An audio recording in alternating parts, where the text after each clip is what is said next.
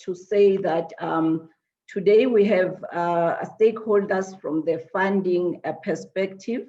Most of the time when we have this kind of conversations, we normally talk to the entrepreneurs who will normally talk about what they think about the funders, how they feel about the responses they get from the funders when they are looking for funding and all that.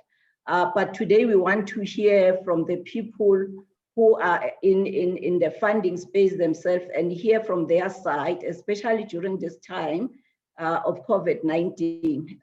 As far as I remember, funding has always, or access to funding has always been top of the list of challenges that entrepreneurs talk about. And COVID-19 hasn't helped in that case, has just made things a bit more difficult for them. So we will be talking and having a conversation with my panelists to explore some of the things or talk about some of the things that are out there in terms of funding. What are the other avenues that entrepreneurs can explore to make sure that they can survive during this time until we get to the other side. I always say is we need to hold on until we get to the other side because I believe there is the other side that we need to get to. So without wasting time, I will go to my panelists. I always prefer that people introduce themselves because I might mispresent some of their information. So we're going to start with Grant.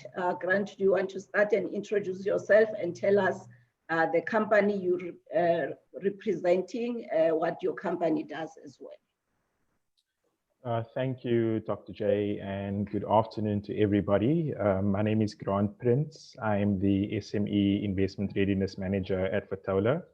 So Fatola are business growth professionals, and together with our partners, we provide enterprise development and supply development solutions to entrepreneurs across the country.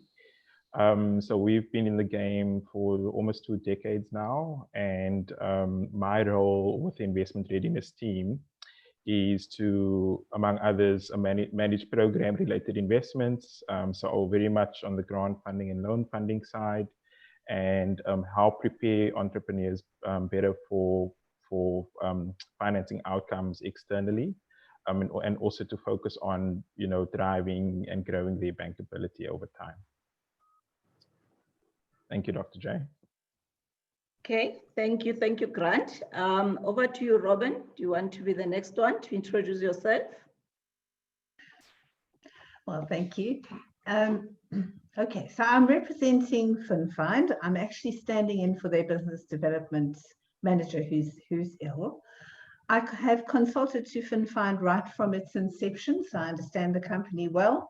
What it does is provide an aggregator for small businesses. So the idea is that it's now very easy. All the loans are in one place. They're updated daily, so you only get those with the best information, and it helps match small businesses to the most appropriate fund. And then just from my own side, I also do a lot of mentoring of small businesses. So I can see both sides of the story. Okay. Thank you, Robynne. Over to you, Puti. You want to introduce yourself?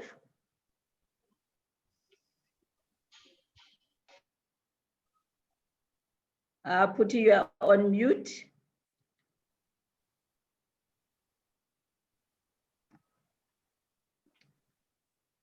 We seem not to be having sound for Puti.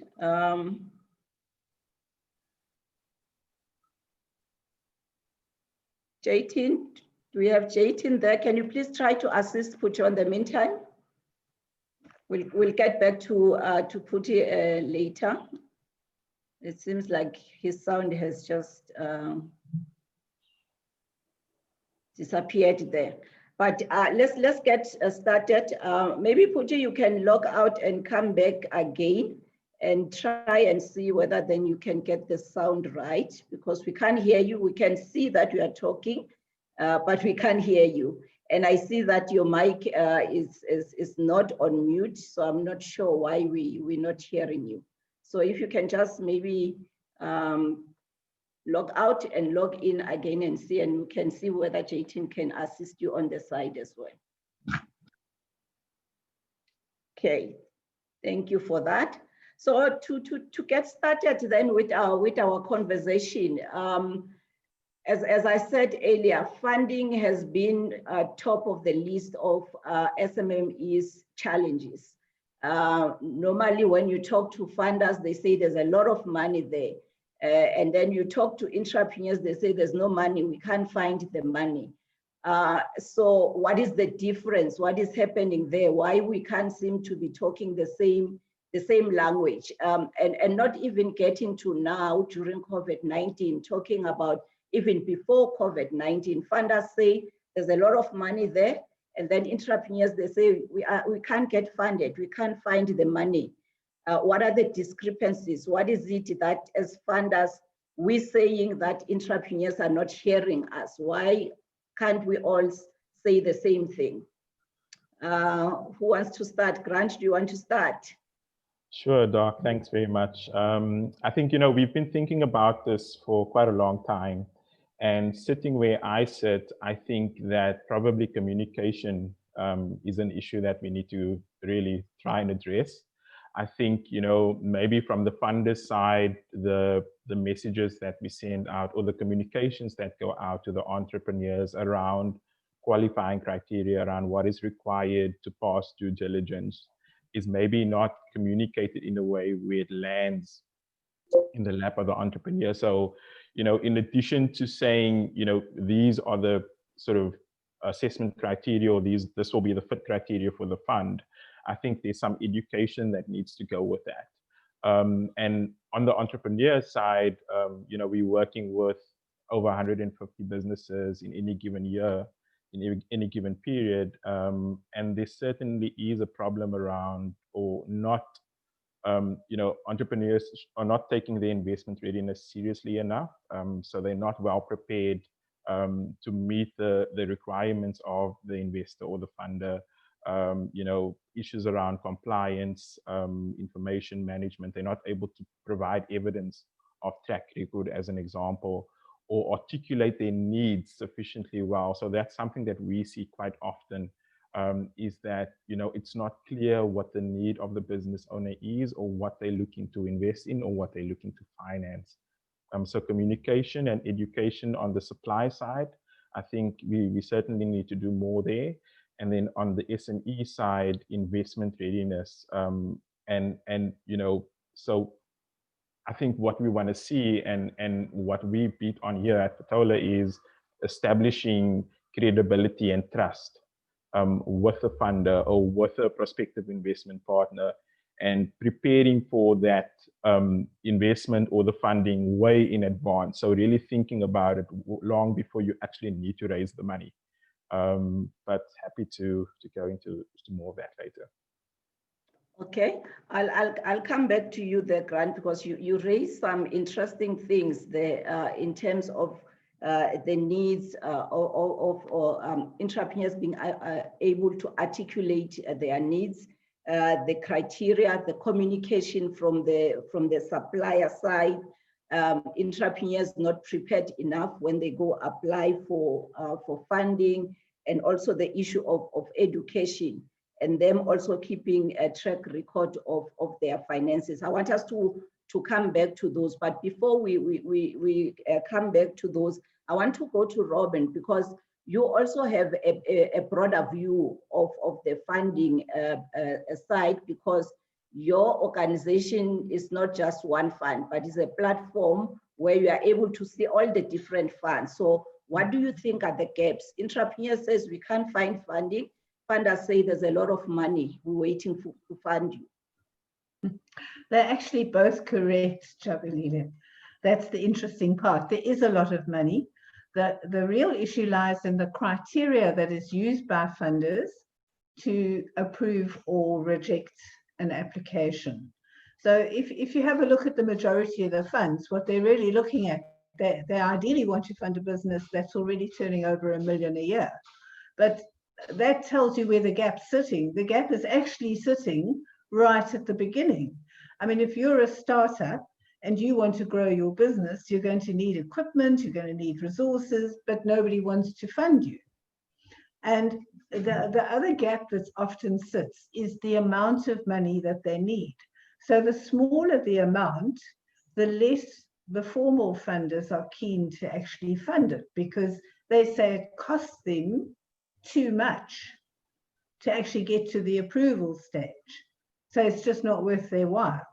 So there's a really, really big gap. And I mean, that was shown in the Finfind Access to Finance report released a couple of years ago, that your gap is sitting for the startups. There's very, very little funding for startups, virtually none. And so if you're an early stage business, you have to either self-fund, bootstrap, or you can look at venture funding, but then that's very specific. So that demands that you've got a growth model whereby you can grow rapidly to warrant the investment. So it's tricky. And just one further point, I mean, it's an often overlooked point, but I think one has to take it into account. At the end of the day, lenders are in business. The difference is their business model is to make money by lending you money. So they make money on the interest. So one has to get the balance right, where it's still enticing for them to be in the business, but you're also now reaching the small businesses that need the money. That's interesting there, because I'm also an entrepreneur, but when we go look for funding, we don't think about that part that they are in business, they need to make money. We always think about the speeches that our politicians make. It's like they have to fund us. They owe us the funding. We want to grow the economy, so they must give us the funding. Our president says SMMEs are a key to economic growth, so they must give us the funding. And as entrepreneurs, that's how we look at it. And then we don't understand when we get there, and now they don't want to give us the funding that we expect them to give us. And maybe let's go to the government side of things. I hope Puti managed to sort himself out. Puti, can we hear whether your mic is working now? Oh no, still not.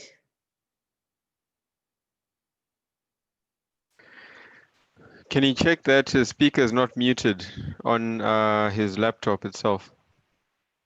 So he might have taken off all sound. There you go. Can you hear me now? Yes, welcome. Thank you, Martin. Thank you very much. Good afternoon. I'm sorry about that. Now we can hear you, but there's a bit of a background as well. Okay, I think it's fine now. Okay, go ahead. So I was saying from there, maybe let's give you a chance to introduce yourself first, because you missed that part, so that as you talk, our audience can get to understand from which perspective you're speaking from. Good afternoon, Doc, and thank you for the opportunity. My name is Puti Mujela. I work for National Youth Development Agency, known as NYDA, based in our office in Johannesburg branch. I'm a BDO, responsible for financial and non-financial support. Financial support will be the grant funding, and the non-financial support will be your voucher program, your entrepreneurship training program, life skills, mentorship, Solomon Matlango scholarship fund, as well as job placement. Thank you. Okay, thank you. Thank you for that intro. So now that you've kind of like hanged yourself, so we've heard that we are from government. So government tells us there's money. Our president, every time he makes a speech, he tells us how many billions are there for SMMEs to access. But when you talk to SMMEs or SMME owners, they say, we've been applying, we are not getting the funding. And the president says, we've put aside so much money for just SMMEs. Where is the gap? The gap could be based on number of factors, I can tell you today now that from Johannesburg branch, we were given about 2.1 million for this financial year to entertain grant funding for young entrepreneurs who are based in Johannesburg. We've got about 5 branches in Gauteng. The one that's where I'm based in Johannesburg. There's another one in Kuleni. There's another one in Johannesburg. In Pretoria, the Citybang one. Lastly, the Randfontein one. So each branch will have their own budget. So we have about 2.1. The Citybang one will have a certain portion. So all in all, it might be plus minus 10 million only for grant funding. So the money is there. The money is there. We have money for grant funding. We have money for non-financial support, the training side. So yes, money is there. Young people need to come on board, come and apply for funding. Okay, you make it sound so easy. Come on board, come and apply. It sounds like I'm going to get there and get the money. Is that how it works? You're saying come, so let's say I was still young. Come get the money is there. It sounds very easy. Okay, how it normally works, beside the COVID-19 that happened, I'll speak about that later. Our normal process, a young person will come in, we have our funding requirements where you need to be under the age of 35, apply 3 months before you turn the age of 35. One of our requirements is that the business must be reside within South Africa. In Johannesburg, obviously, we will entertain businesses that are reside within this facility, within Gauteng. You'll have to be a young person, have an entrepreneurship skills. If you don't have, we conduct entrepreneurship training for young people who don't have that entrepreneurship training. It's a 5 to 8 days workshop, free of charge. But those who have a certain certificate of some sort, maybe become in accounting or finance or become in business management, they are then exempted to attend these trainings. They go straight for assessment.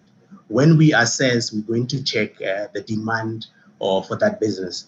At times, we find that the young person comes to NYDA not for funding, but he or she is looking for a business plan to go and venture into a petroleum industry, where he needs, for an argument's sake, 50 million. So we will do a business plan for that young person. We will facilitate the process together with CIFA or IDC, and then the young person will be referred there. A young person might come to the branch to look for a website. Say, okay, I have a business. I just need a footprint. I need my business to be known, to have a footprint down there. So we will develop a website for that young person. As long as you are within the age of 35, you meet our requirements. If you don't have EDP certificate or entrepreneurship skills, then you will be offered an opportunity to go and attend training. Once you attend the training, then you can then apply for grant funding, or you can apply for any of our vouchers, whether it's a business plan, a feasibility study, financial management system, or financial management policy, including marketing strategy. Once that is done, then you will be paired with a mentor. Our service providers are providing mentorship program for us. So you will be paired with that for a period of 2 years. That's part of our mentorship program. So we have a good story to tell. Still needs to be done. Still needs to be done. There are big challenges there and there, but we're hoping to overcome. Okay. So we are now going to the criteria part, which I think Grant also mentioned and Robyn also mentioned. But before we continue with that, I just want to again welcome those who just joined us. Feel free to drop your questions on the chat. Rutendo will be there to read your questions. We'll maybe at 12:30 or so go to Rutendo for the questions. because we don't want to just talk and talk and talk, and then you are just there listening. If you've got something to contribute, you've got a question, feel free to drop it on the chat. Grant, you also mentioned something about the criteria and the communication that goes out from the suppliers. You want to expand a bit on that? What are the issues there? Sure. Thanks very much, Dr. J. So I think, a lot of the funders don't specify what exactly it is that they're looking for. So the criteria that they put out there is often very broad. And there's often a misunderstanding from the entrepreneur side about what exactly is needed in order for you to properly assess my application. So I think, funders, we're looking at exploring, maybe translating into different languages, our communications that we put out with respect to funding or things of importance on our programs.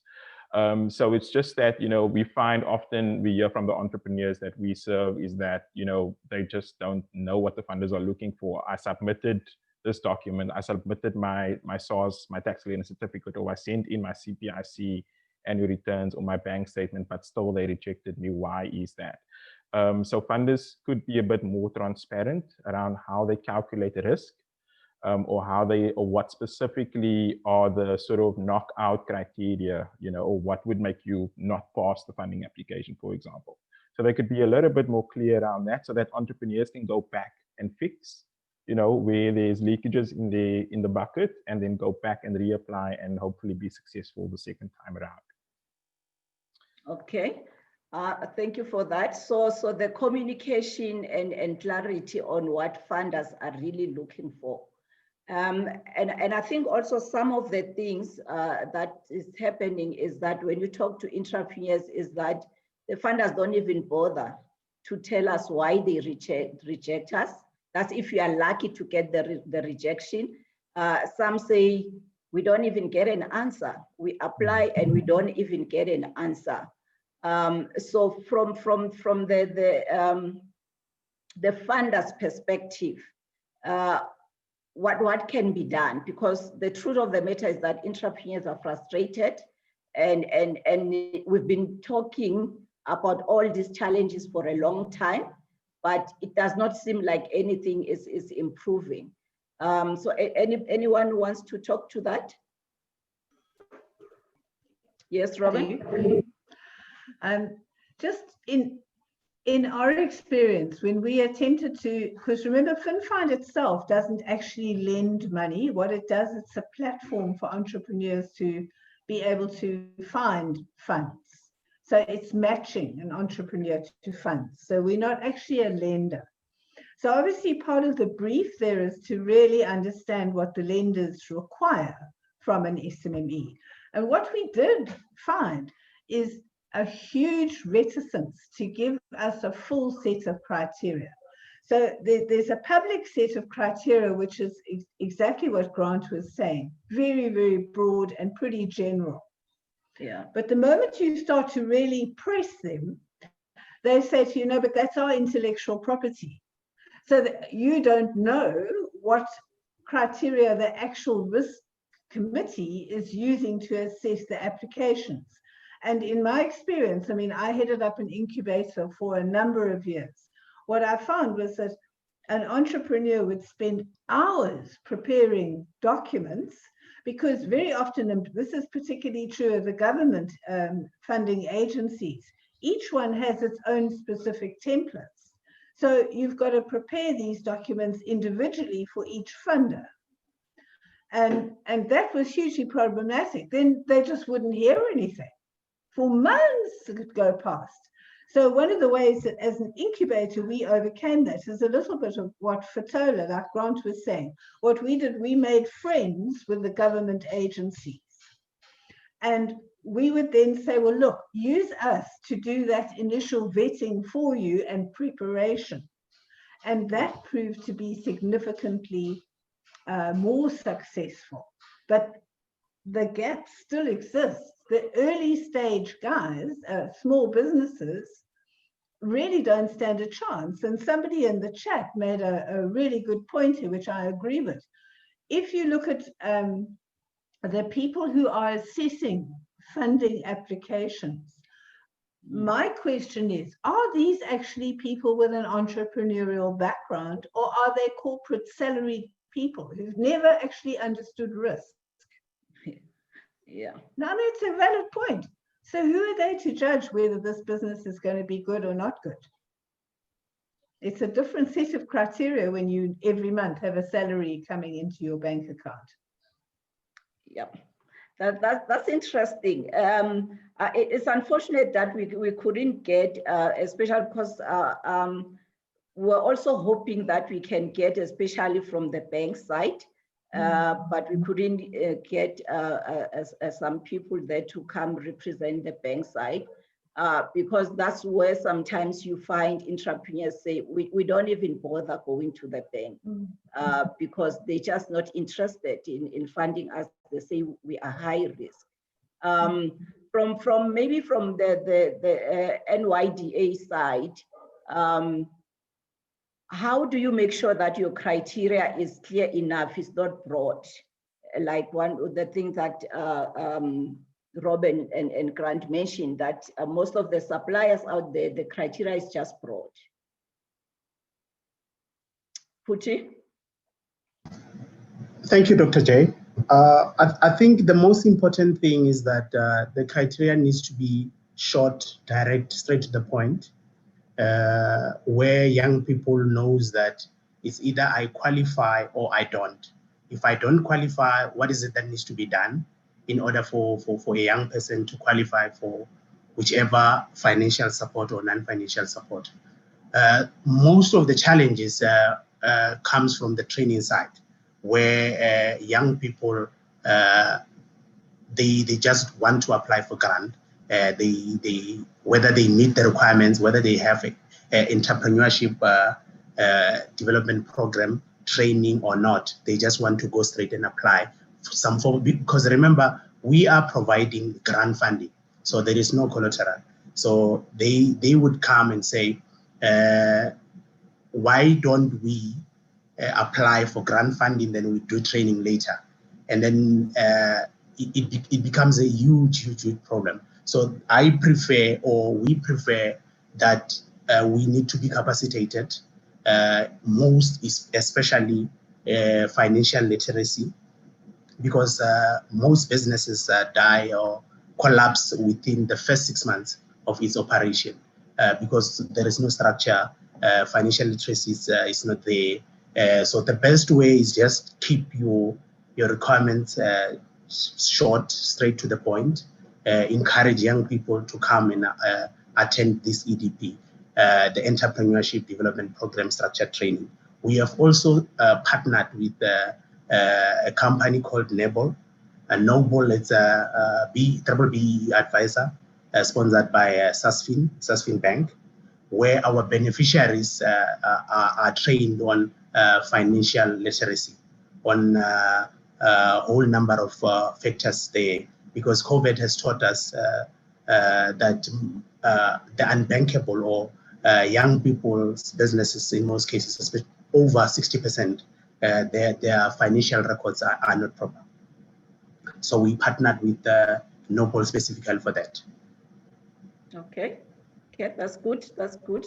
At least there's something in regards to responding to some of these issues, because sometimes you wonder whether the people who are supposed to action these things really can they hear the cry of entrepreneurs.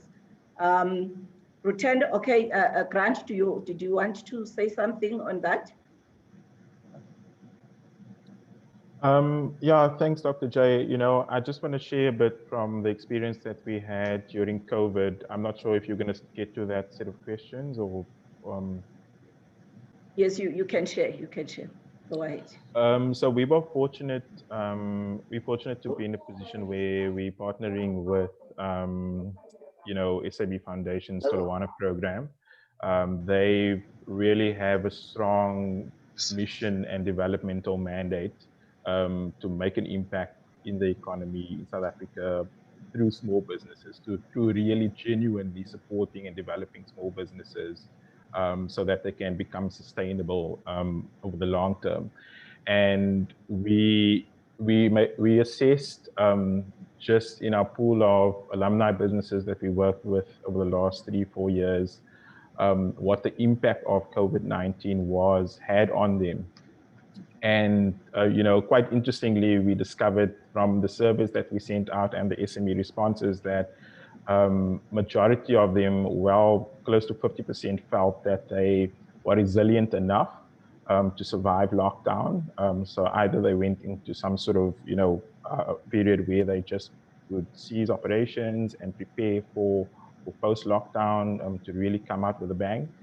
And there were about 34% that felt that they were in trouble and that they needed assistance urgently, with about some 14 to 15% feeling that COVID-19 represented them with a real growth opportunity where they could scale the operations. And, as a response, really trying to time it strategically, the Tulawana program provided a COVID sort of stabilization and recovery fund to its alumni, to its pool of alumni businesses. And I think, we sort of applied a concessionary loan funding lens to the businesses that applied for that source of that support. But again, some of the criteria was not at all the typical loan criteria that banks may use or that, traditional loan finances will use. So it was very much focused on, the development impact of the funding on the businesses. And in that sort of context, what some of the important things for us was to really focus, or we sought to test entrepreneurialism and leadership. So I think, as we begin to think about this access to finance challenge as entrepreneurs, it's important for us to, as a first step, to focus on building a good business. Now, I know, if you're wanting to expand, you're wanting to grow, you do need capital to get there. And often a lot of us start the business without any initial sort of equity. So we started really with nothing, just the shirt on your back. So in addition to, preparing to source capital to finance your growth, think about, another source of capital, which Kathy, our CEO, likes to refer to, is networking capital. So what relationships can you build up during your seed stage, and what connections can you make to help you get to a place where you'll be successful when you're in the active fundraising sort of round? Thank you for that, Grant. Yeah, because that's one of the things that also it's a conversation out there, whether the funders have changed anything during COVID-19 to accommodate entrepreneurs during this difficult time, because we cannot just continue with the same criteria. If the times have changed, what we look at also needs to kind of like change. I see on the WhatsApp chat, there's a lot happening there. I'm not good at reading and facilitating at the same time. Rutendo, do you want to take us through the questions? Yes, Dr. J. So there are quite a number of questions, and some of them are long, but I would try and go through as many as I can. There's a question that I wanted to address, which was posed right at the beginning about, funders saying that the challenge is finding the right type of projects or bankable projects. So the question was, is it possible to get more education to entrepreneurs about what that means? What is a bankable project, or the right project that funders would look at? That was the one question. I don't know if the panelists want to address it now. And then the issue that has been coming up again is the issue on requirements for entrepreneurs. Vincent mentioned the issue about, requiring entrepreneurs to provide audited financial statements. And another obstacle is the collateral, asking entrepreneurs to provide collateral. And I think it speaks to what you've just said, Dr. J, to say, have some of these requirements been changed post-COVID? So maybe let me pause there and see if our panelists can just address those questions, and I'll go to the next set of questions. Okay, then thank you, Rutendo. Anyone wants to respond to that? Robynne?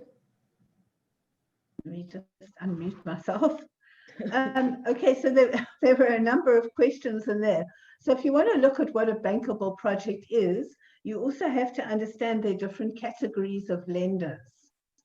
So if you were to look at banks, yeah, on average, what it'll mean is that at least a minimum turnover of $1 million, been in business anywhere from 1 to 3 years. So there's a pretty standard, very conservative set of criteria that a small business must meet.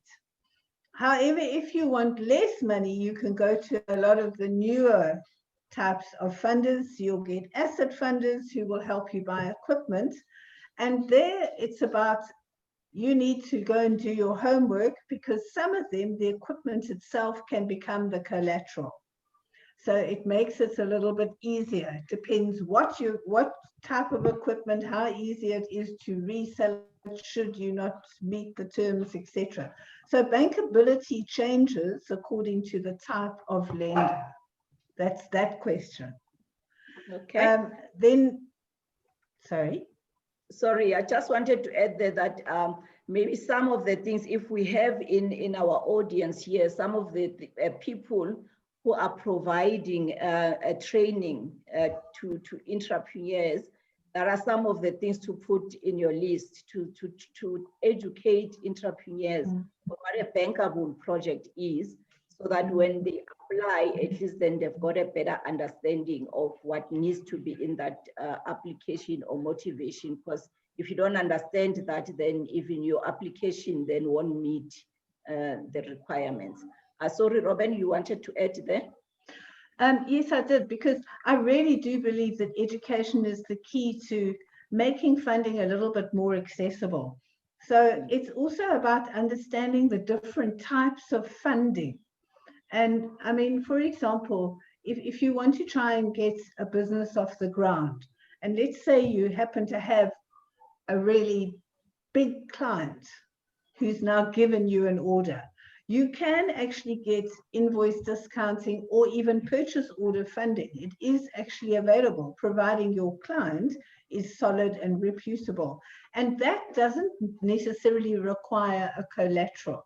So that's one way of like just getting a little bit of money that will help you fund the operation, get more work, etc. as a result. And the other advice that I would give to any small business, open a bank account, apply for a credit card. Don't use it unless you really, I mean, use it for little things, but pay it off every month.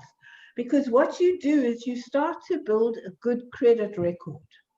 And what a lot of entrepreneurs don't understand is that by not paying off your debts, you accumulate a poor credit record.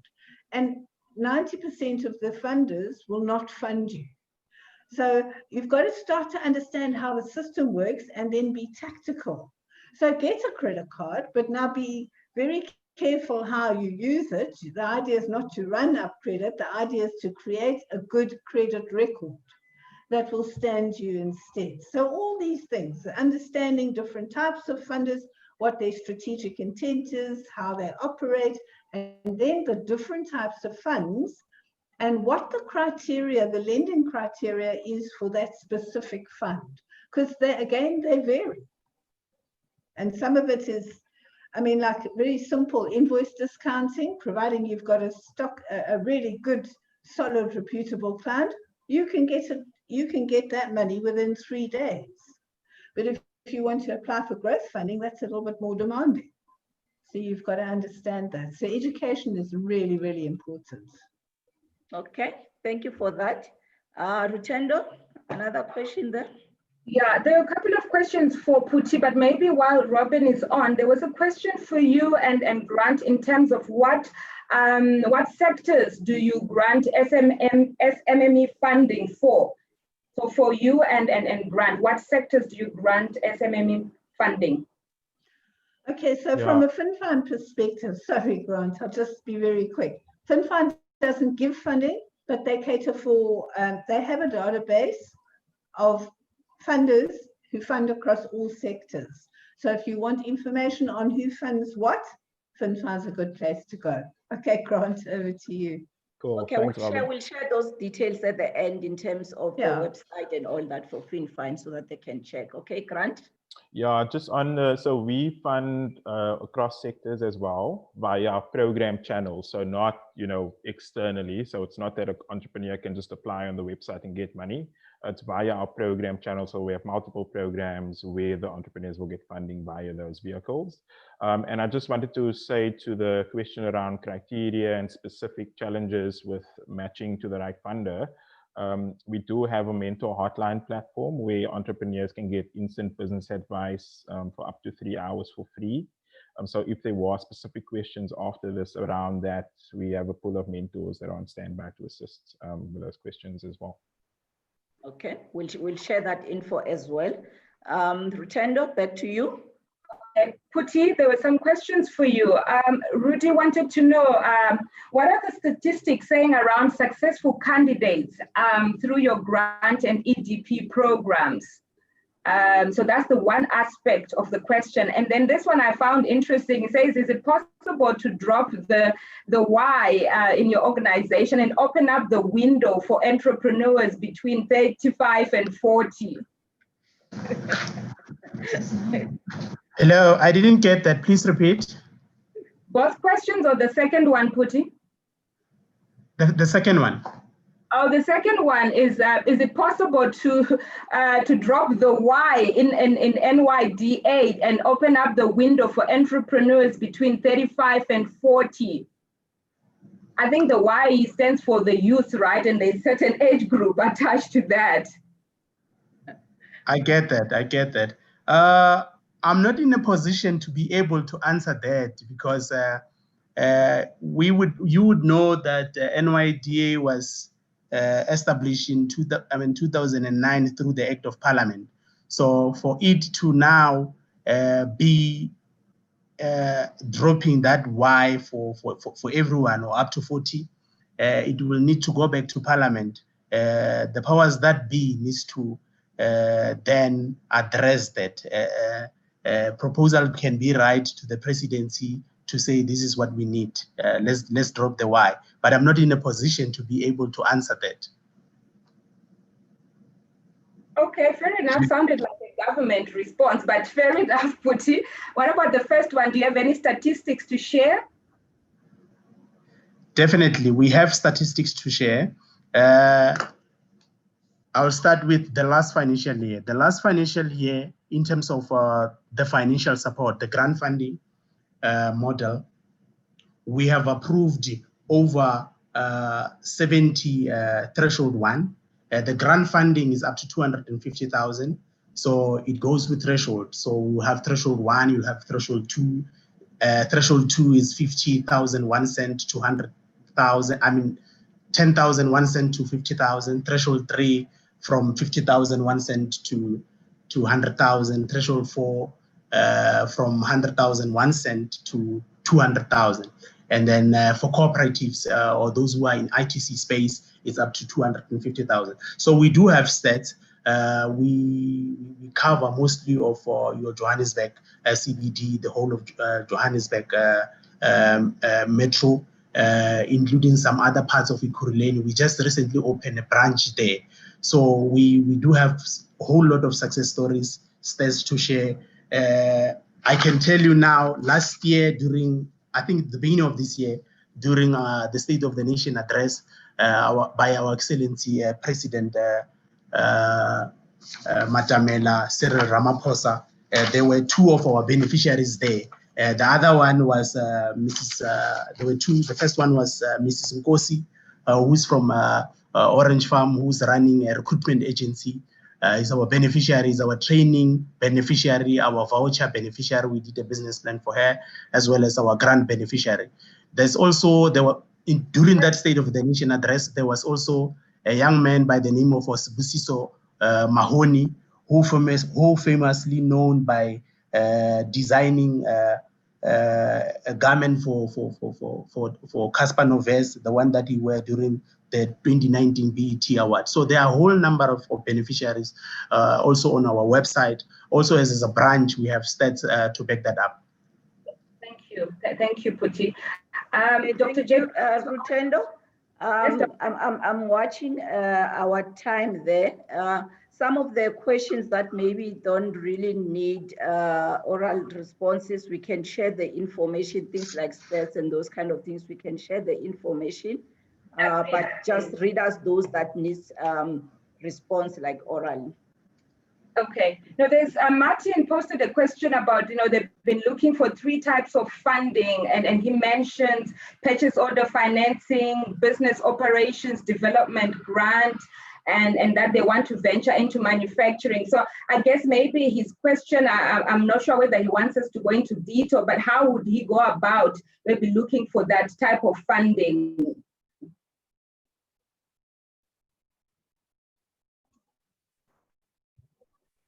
Can I answer that? Sure, Robynne. Okay. My concern is that he's got all these different types of funding as opposed to being extremely clear about what he wants to do. Because if he wants to go into manufacturing, he should ideally go speak to the DTI. They have a whole lot of incentives, primarily and particularly now. They are extremely keen to encourage manufacturing, and go and understand exactly how these incentive schemes intend to work. And then write your business plan around it and get them to work with you, with the government agencies, to raise funding, as opposed to applying for 4 different sets of funding. Okay. All right. No, fair enough. Could I also just mention one thing? So I think it's very important, Martin, for you to understand your stage and which funders would want to engage with you at your stage of growth. There might still be a journey for you to travel before the IDC or before CIFA or before some of the bigger institutional funders. So you might want to explore, going through some sort of competitions or looking at the smaller grants offered through NYDA, so that you can build your profile before you approach an institutional funder and get rejected, and then you might feel despondent as a result. So I would say focus on the other things. Funding tends to come when you focus on building a good business first.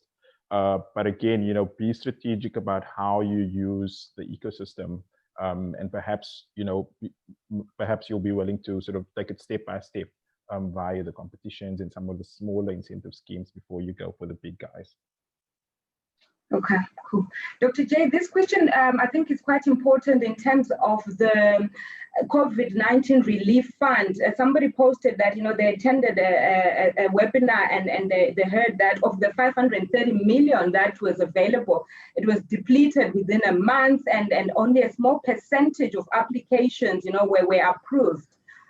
So I don't know whether it was an observation or you want to go into that question or observation.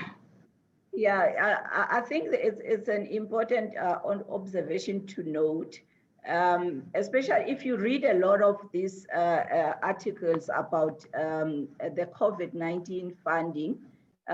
Funny enough, you hear of the government money being depleted, and then you hear of the bank still not being able to use from the loan scheme guarantee to use the money that they guaranteed to use.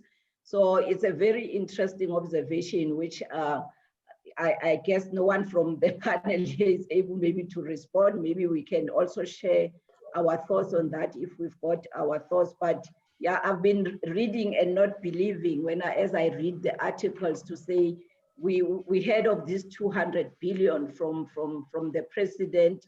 And then when you listen to the stories, is that the bank does not seem to be keen in getting involved in that. And also there was a time where the Minister of Small Business as well was saying that the banks haven't even done like a percentage, 50% at least of the money that they're supposed to fund to SMMEs.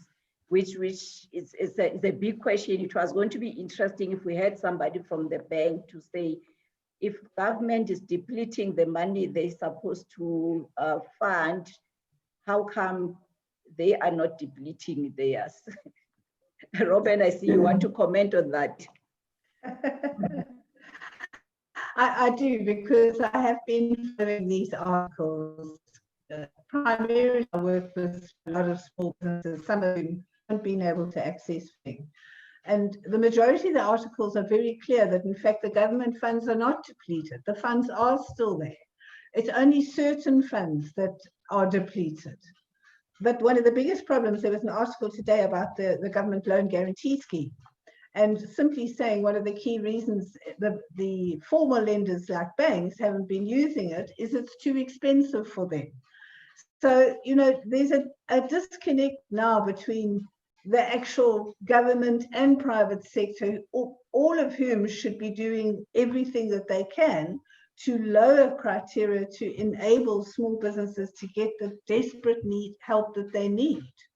You can't have the same criteria, because if your business has been put on hold due to a lockdown that's an external factor, not due to your incompetence, you're not going to have the same cash flow. So you can't use the same criteria, and it seems there's a disconnect there. That's my impression anyway. Okay.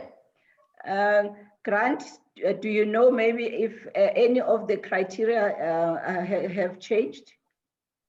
I mean, not as far as I know from the discussions that I've had with some of these guys. I think one of the things that they have been sympathetic to is the cash flow issue. So the moratorium on payback is certainly a help. And then again, but I just think in terms of, you know, the payback terms around interest rates and the cost of the money, there could be some sort of modifications there, because then it just becomes, you know, expensive. Why finance a business, keep them alive for 12 months, but then post the 12 months, you're expecting them to pay back out of cash flow that's going to come from where? We don't know what the world's going to look like in a year's time. So I feel like there's probably a bit to be done there on some of the terms of these loans as well. Yeah. Okay. Phuthi, I know you don't really do loans from your grants. Do you do loans as well? Have you changed any of the criteria, or you've been more on the grant side? So we used to do low enterprise finance previously, where we were doing loans, including tendering. So the mandate changed about, I think it was 2013. So we're doing grants.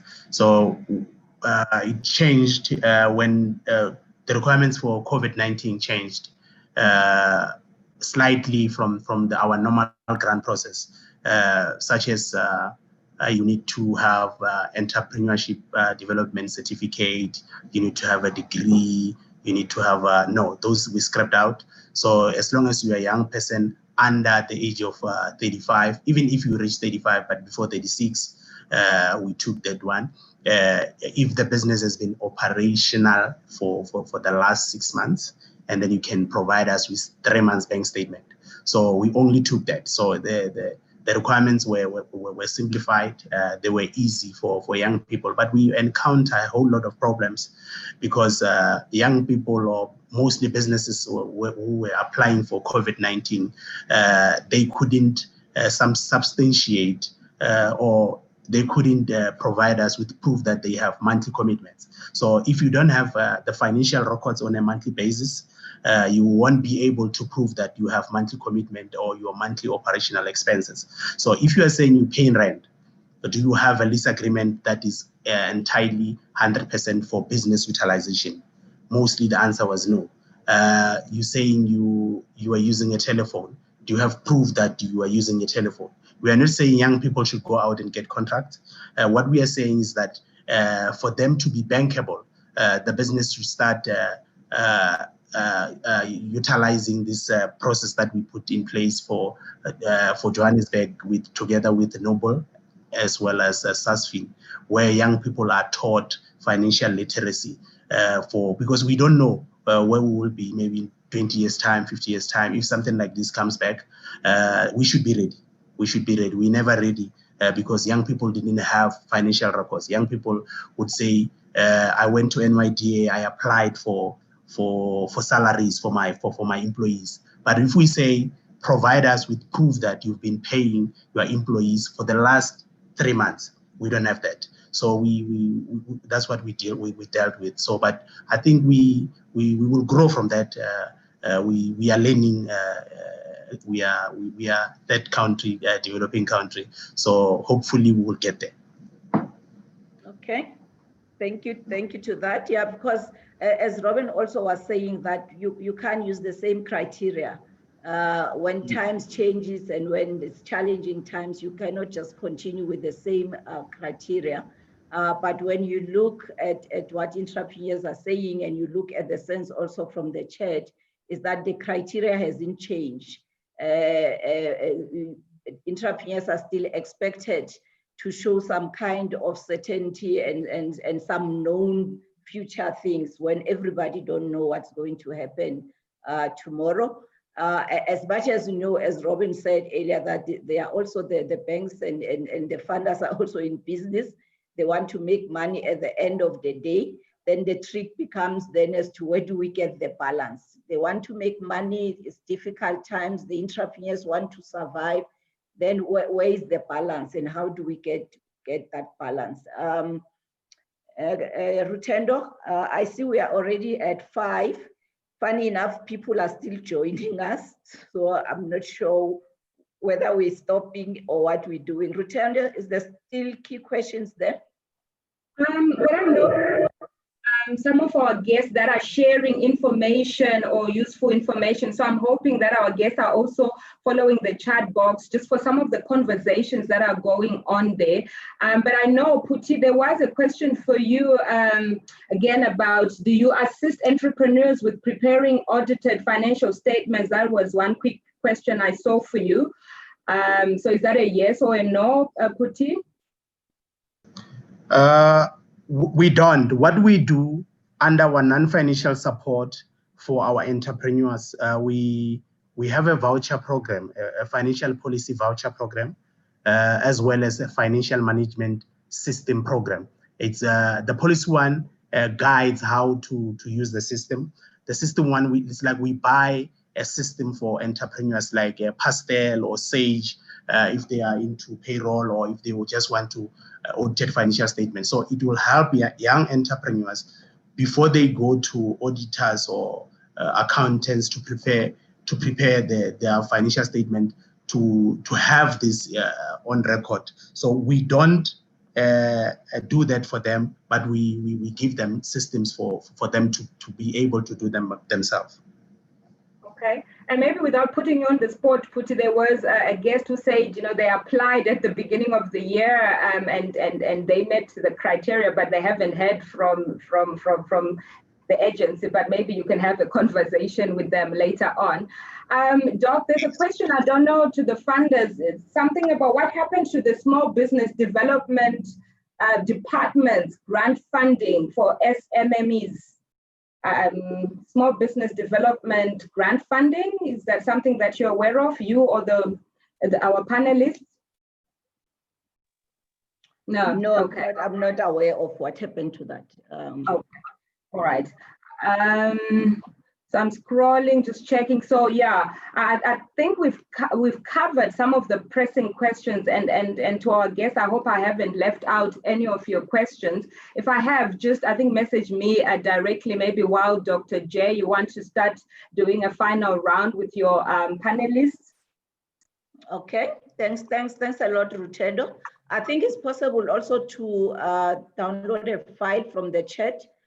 Because our panelists might not have been able to follow the chat properly as they're focusing on answering my questions as well. So maybe after the session, we can download the chat and share it so that they are able, if there's any of the questions maybe that we've missed.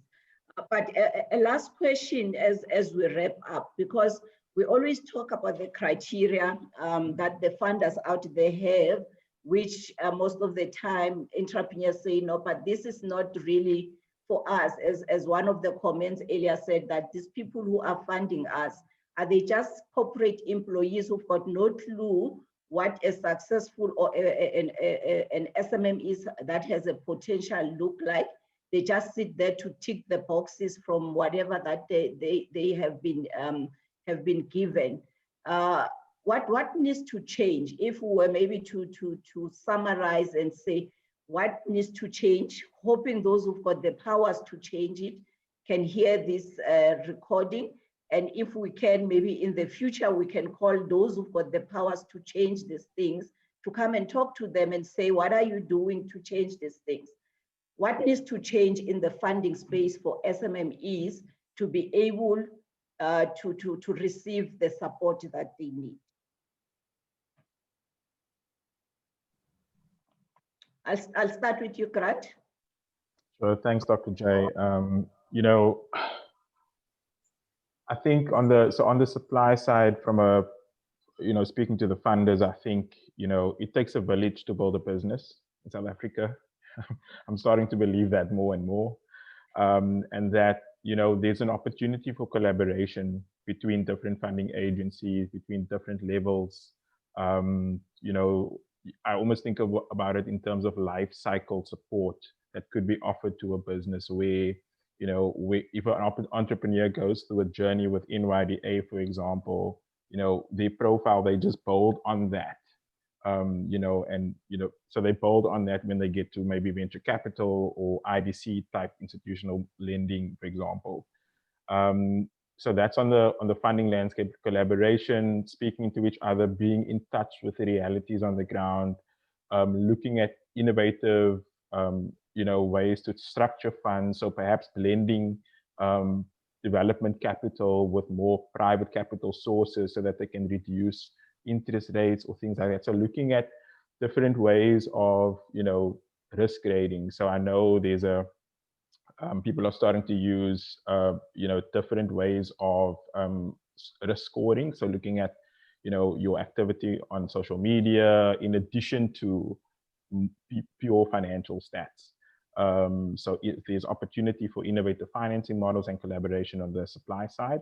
On the demand side, you know, when young people, entrepreneurs are starting to think about how they will grow their businesses, also just think about how you build your investment readiness profile along the way. So really, I think investment readiness is such a key thing when you're looking to scale, to build a scalable business. So that's if you want to build a scalable business. If you just want to have a small sort of business that can be self-sustainable on a small scale, that's fine. But if you want to grow and scale, then make a commitment early on when you're starting out to build a professional investment ready business, and, you know, just approach it with vigor.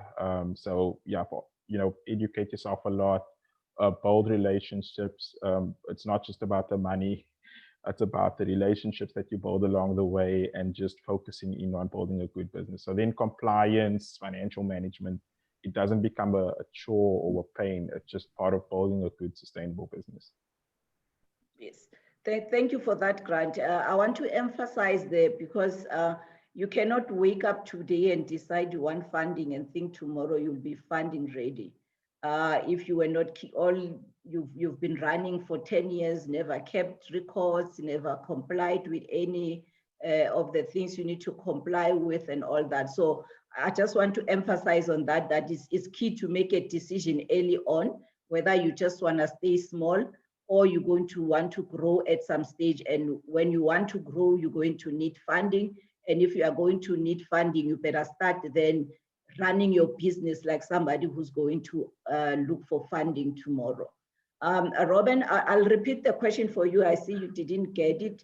So my question was that we talk about the criteria, about all these things that are happening, but as a closing remark, what is it that you think needs to change in the funding space so that we are able to meet each other, both the funder and the entrepreneurs, and hoping that one day we can get those who've got powers to change to come and talk to this point? Well, I really agree with Grant in terms of what the small, and with what you were saying as well, what the small business needs to do. So start thinking early, start preparing early, and just educate yourself. From the funders supply, the funder side of it, I do believe that there is a gap that what I'd like to see is lenders, government, and small business bodies as such sitting together to solve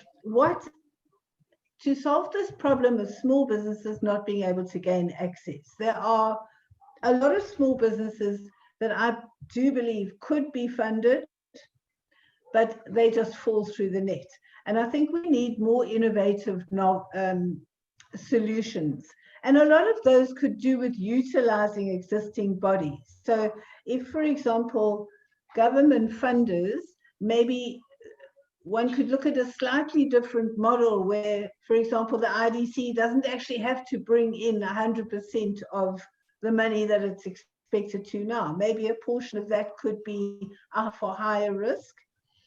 And the other thing is start working with incubators and other ED organizations, much like Fatola, who are going to do that training and development for you, so that by the time you get that small business, he's significantly less of a risk than somebody who hasn't gone through that process. We just have to get innovative, but we need to solve this. Okay, thank you, Robynne. I think that's important as well, because yeah, if we don't sit and talk together and in the same room and talk and solve this, we'll always be talking over each other and pointing fingers at each other, and the funders feel that no, the entrepreneurs don't understand, we want to make money, and the entrepreneurs also say no, the funders don't want to fund us. So maybe another challenge there, Rutendo, maybe we need to get a conversation where we combine the funders and the entrepreneurs and start talking about solutions to getting aligned between funders and entrepreneurs. I'm putting you on the spot, Rutendo. So you've got an event to organize and get them together so that we start leading the way to say, let's get both sides of the story in one room, and let's start talking, because now you've got all these reports that raise the challenges of access to finance. You've got all these requirements that the funders are putting out there, and we are really not talking to each other, because the truth of the matter is that there are those requirements that as long as you are an SMME, you will never meet them. And the funders need to also come to the party to say, what are the requirements that we really need to start taking off the list, than to keep on assessing SMMEs as if they are corporate. Yes, Putin? Thank you so much, Dr. J. I just want to come in there and say what needs to change. SMMEs are not paid on time. That needs to change. In most cases, they're not paid on time, and it's very crucial. That needs to change. SMEs cannot afford to pay skilled laborers, so they should be offered an opportunity for access to funding. So we should do everything possible to make sure that funding is available. Thank you, Doc. Okay, thank you very much, Puti. Rutendo, I see there was a request that a question, actually is a question, if the details for the panelists are going to be made available to the attendees. If you're happy with that and with your permission, panelists, can we share the information with our guests? Yes, you can. Okay, all right. I think what we'll do is Tembeka will send an email to people who joined us today and share the information, Dr. J. Okay, thank you very much. I think that brings us to the end. I know funding is a big topic. We will never cover everything, but this is one of the many, as Rutendo is committed to get the funders and the entrepreneurs together. So that will be our next conversation. So we can't finish it in 1 hour, but thank you for joining us. And thank you very much to our panelists. And we hope then in the future, there's a lot that can be changed, and those who got the powers to change, they will start changing things so that we meet each other somewhere in the middle. Thank you very much. Have a lovely evening. Thank you, Dr. Jay. Thank you, everybody. Keep well. Thank you, Dr. Jay. Thank you, Dr. Jay. Thank you, Thanks, everybody. everyone. Thank you. Bye. Bye. Bye.